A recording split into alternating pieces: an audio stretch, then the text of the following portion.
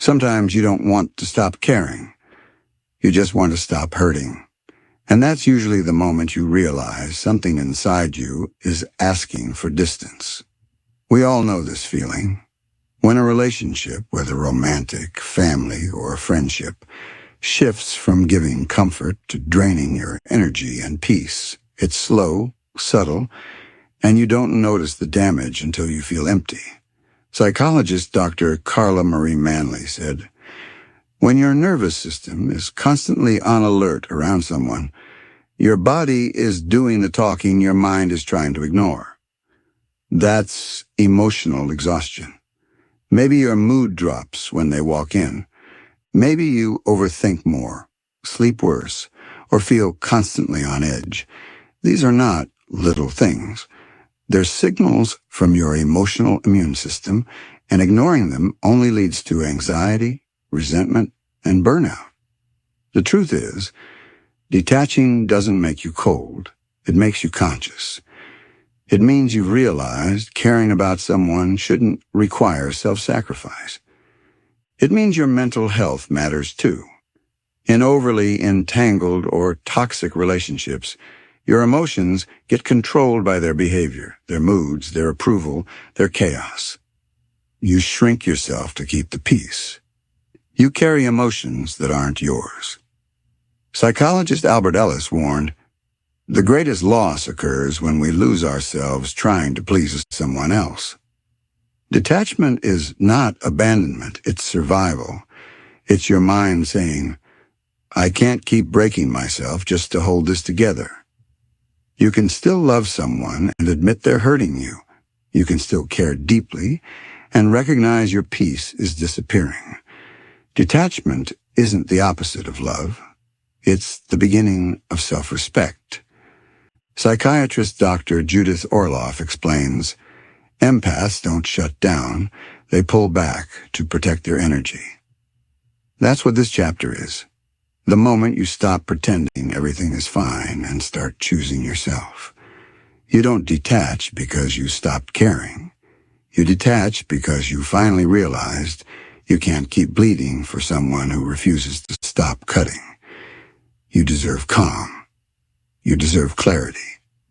You deserve a life where your heart isn't always in fight or flight. Emotional detachment, done gently and intentionally, is the first step back to yourself. What healthy detachment really means. Most people think detaching means shutting down, becoming cold, or acting like you don't care. But that's not detachment, that's emotional numbing. And numbing doesn't heal anything. It just buries the pain until it explodes later. Real detachment is different. It's calm, it's conscious, it's controlled. It's choosing emotional distance without losing your humanity. Psychologist Dr. Jonas Webb explains, "Healthy detachment is not withdrawing love. It's withdrawing from the suffering caused by over-involvement. You're not becoming heartless. You're becoming balanced." Detachment means you stop letting someone's moods dictate your moods. You stop reacting to every emotional shift they have. You stop absorbing pain that isn't yours to carry. Think of it like stepping out of the storm instead of trying to hold the umbrella for both of you. You still care about the person. You just stop sacrificing your peace to manage their chaos. A lot of people misunderstand this. They say, "You've changed." But really, you're just finally honoring your boundaries. Healthy detachment looks like caring without controlling, empathy without absorbing, love without losing yourself, connection without chaos. It's protecting your emotional energy so you can show up stronger, calmer, and more whole. You don't detach because you don't feel. You detach because you feel too much, and it's been hurting you. And here's the truth. Detachment isn't the end of a relationship.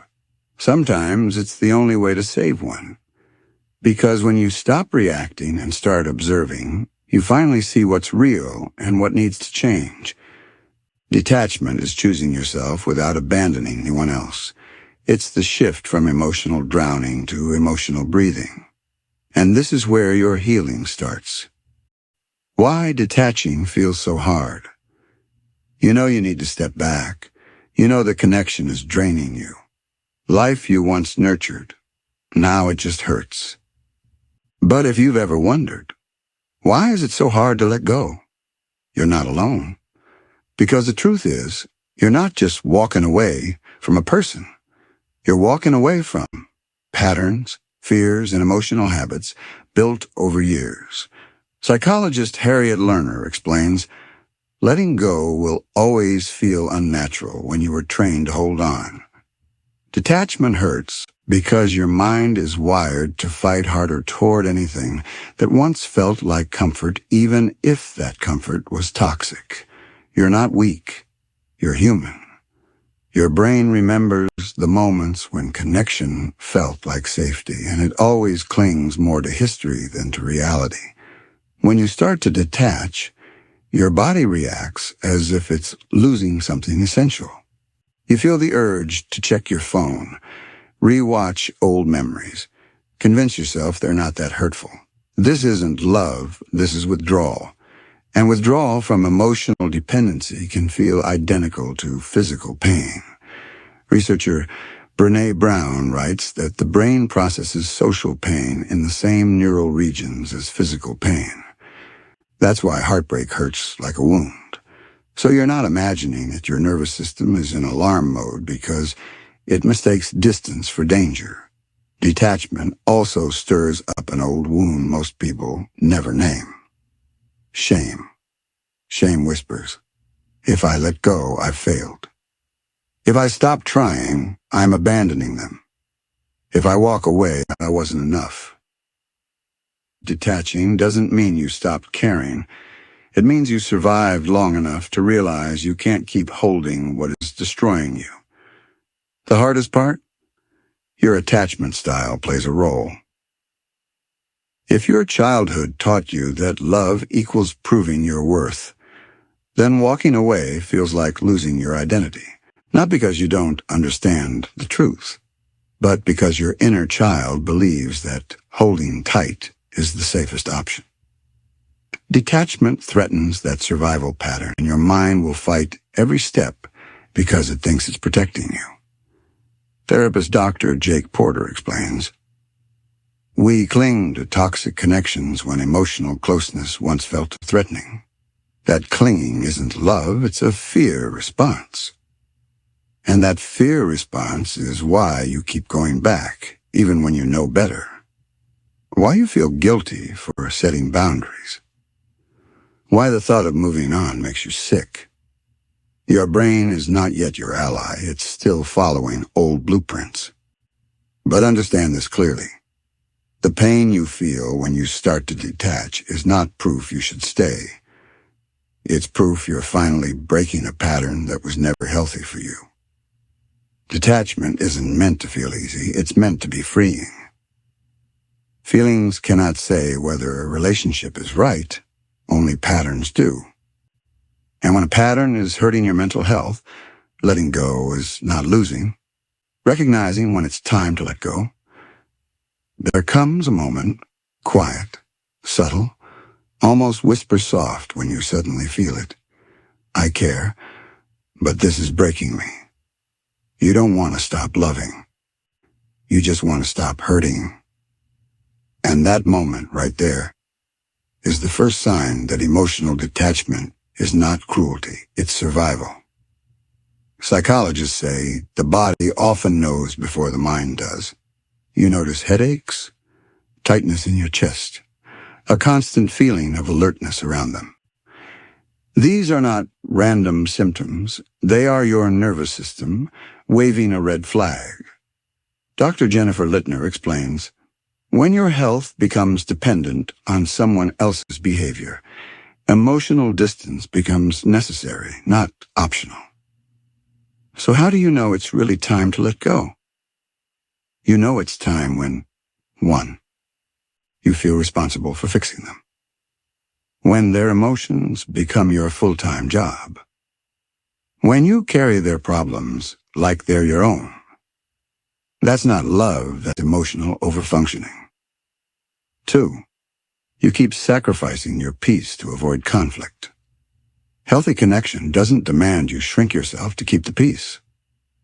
If your silence has become your survival, that's a warning sign. 3.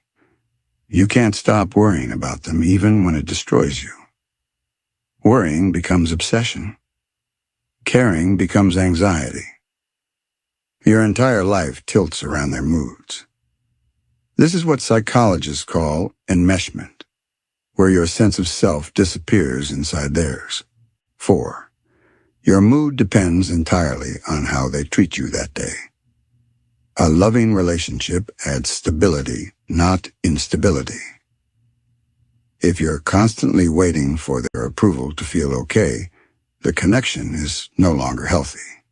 5. You feel guilty for wanting boundaries. Manipulators, gaslighters, or emotionally immature people make you feel selfish for protecting yourself. But boundaries aren't punishment, they're protection. 6. Your body reacts before your brain does. The tightness, the dread, the exhaustion.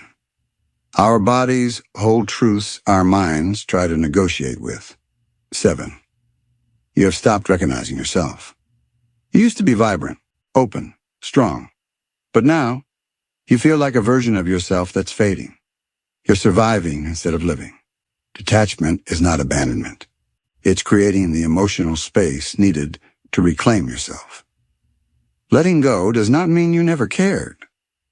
It means you finally realized you cannot save someone by drowning with them. You don't detach because you're heartless. You detach because you're finally choosing to live. This is the chapter where you stop asking, are they going to change? And start asking, what is this connection doing to me? How to actually begin letting go. Letting go isn't one big decision. It's a series of small, painful, necessary choices. And the truth is simple. You don't detach because you stop caring. You detach because caring has started to cost you too much. This chapter is where you finally turn insight into action, gently, slowly, and deliberately.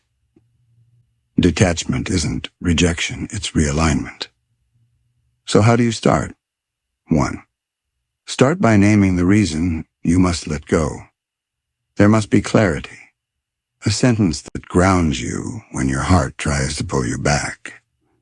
Not petty reasons, not temporary emotions, but the real truth like, I am losing myself, or this relationship hurts more than it heals, or my mental health is collapsing under the weight of this. Without a clear why, your heart will rewrite the story and keep you stuck. 2. Let yourself feel the emotions, all of them. People try to detach logically, but you can't think your way out of emotional pain. You have to feel it, release it, and let it move through you. Cry, write, walk, punch a pillow. Talk to someone safe.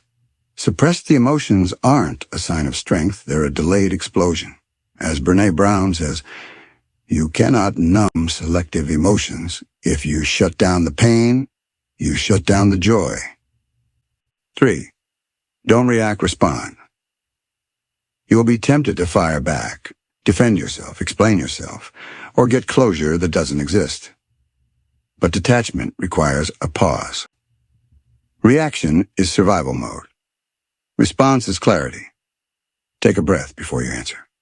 Write before you speak. Walk away before you confront. Every second you give yourself is a step toward emotional freedom. 4. Start small. Detach one layer at a time. You don't have to erase them in one day. You're not deleting a file. You're healing a wound. So begin with small acts. Delete one picture. Mute their profile. Remove one old text thread. Limit your responses. Stop checking their status. Each tiny act strengthens your emotional muscles. And in the case of abuse or severe toxicity, remember, Slow detachment can be dangerous. In those situations, therapists recommend safety planning and professional guidance. Your mental health comes first always. 5. Journal everything you feel. Journaling is not Dear Diary. It's self-extraction. It pulls the emotional knot out of your chest and puts it on the page. A journal becomes your mirror, your memory, your clarity. Write the truth you keep trying to forget. Write what they took.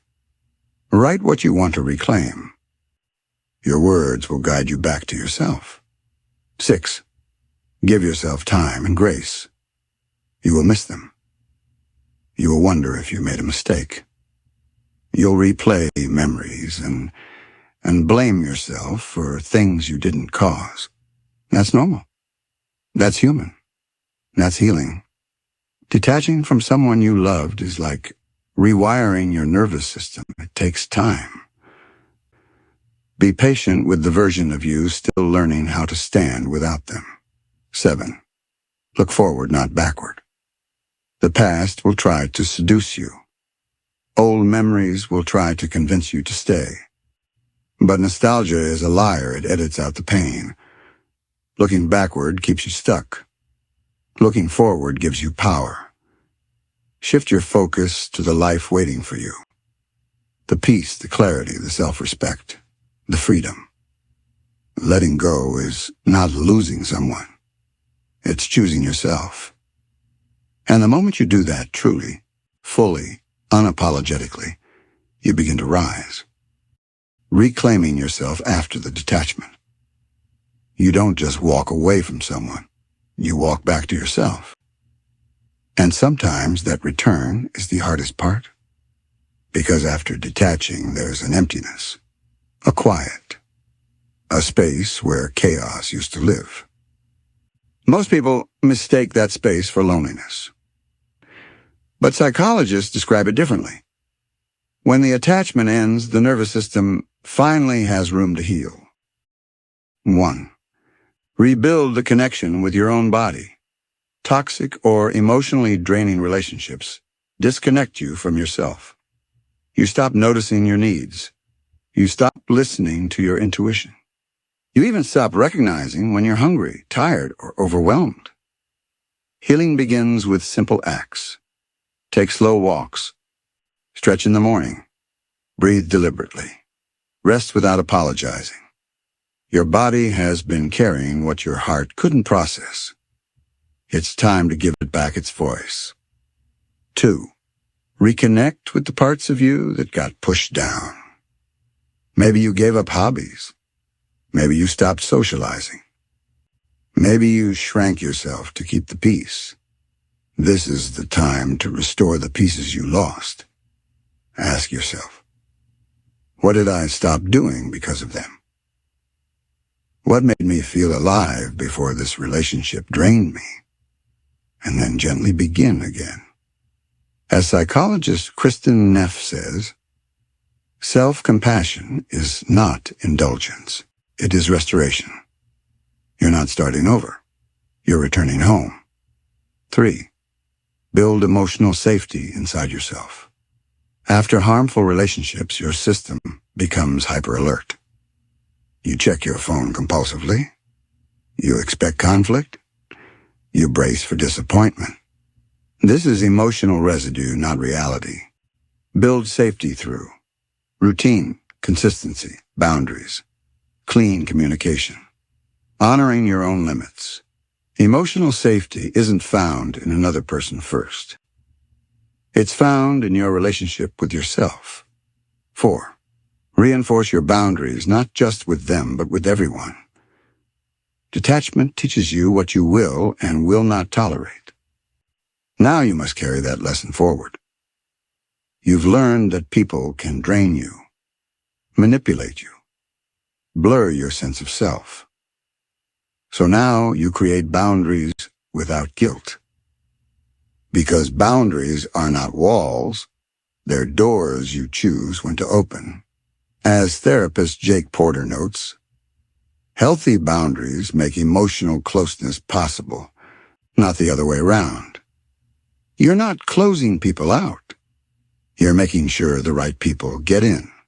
5. Surround yourself with people who feel like sunlight. After toxic or draining relationships, healthy people can feel strange. Their calm can feel unfamiliar. Their kindness can feel suspicious. Their consistency can feel too good to be true. But slowly, you will learn that peace isn't boring. It's nourishing. Choose people who listen when you speak, who don't punish honesty, who don't make you question your reality, who make you feel seen instead of small. Healing begins when you stop chasing intensity and start seeking sincerity. 6. Allow yourself moments of grief even after you've moved on. Detachment doesn't erase memories. It doesn't delete emotional patterns overnight. You will have days where the loss hits you again. That doesn't mean you're going backwards. It means you're human. Grief comes in waves, but each wave teaches you how to swim a little better. You don't heal by avoiding pain. You heal by letting it pass through you instead of settling inside you. 7. Celebrate the version of you emerging from this chapter. Because you did something brave, you chose your mental health over your habits. You chose peace over chaos. You chose self-respect over emotional dependence. This new version of you deserves to be acknowledged and honored. As Gary Lewandowski said, breaks don't leave you broken. They reveal your strength. And that strength is now yours.